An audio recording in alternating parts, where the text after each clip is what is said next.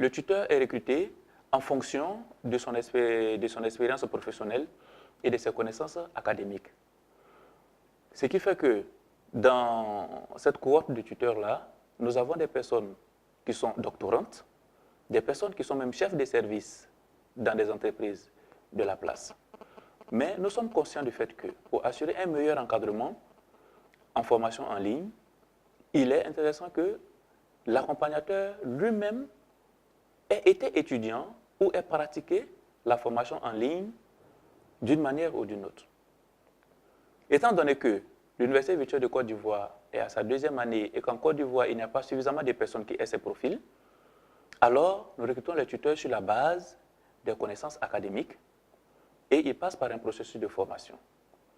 Cette formation-là leur donne les connaissances nécessaires pour la gestion pratique des classes virtuelles, pour la gestion des groupes en ligne. C'est ainsi que, à partir d'une matrice d'activité qui est définie par le service d'accompagnement pédagogique et mise à la disposition du tuteur, il sera amené à avoir des contacts réguliers avec les étudiants, il sera amené à pouvoir guider les étudiants dans leur apprentissage en ligne, même s'il n'est pas au quotidien en contact physique avec ses étudiants.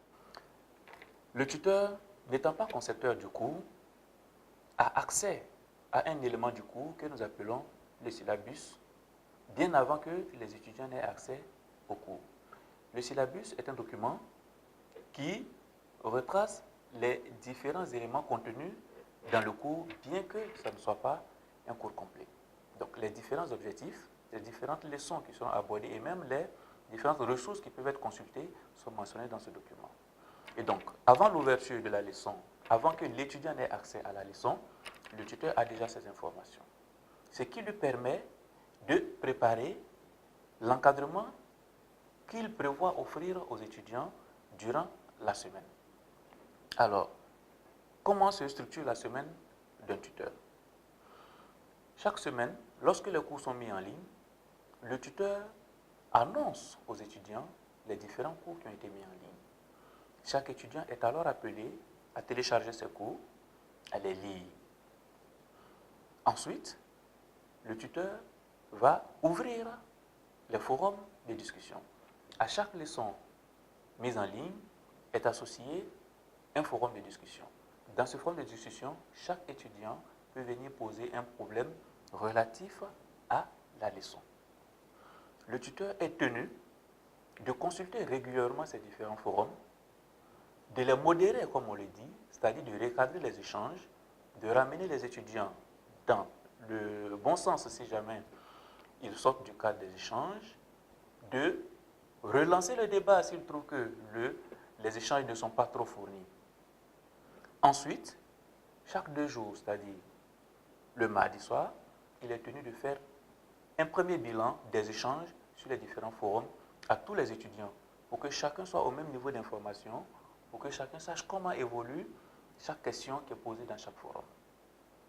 Ce bilan, il est adressé au service de l'accompagnement pédagogique qui prend connaissance de ce que le tuteur fait régulièrement avec les étudiants et il est également adressé aux étudiants. Le jour suivant, il consulte les messages, les forums, il modère normalement les échanges et 2 jours après, il fait à nouveau un bilan pour dire aux étudiants la question qui était abordée il y a tel nombre de jours a évolué et est allée dans tel sens ou dans tel sens. Jusqu'au vendredi, où il va faire un bilan complet de tous les échanges qui se sont déroulés au cours de la semaine dans les différents forums, avant de dire aux étudiants que son travail de la semaine s'arrête là et que le samedi et le dimanche, ils doivent se connecter pour faire leurs devoirs. Pour l'année universitaire 2018-2019, le service de l'accompagnement pédagogique de l'Université virtuelle de Côte d'Ivoire souhaite la bienvenue aux nouveaux bacheliers nouvellement orientés à l'Université virtuelle de Côte d'Ivoire.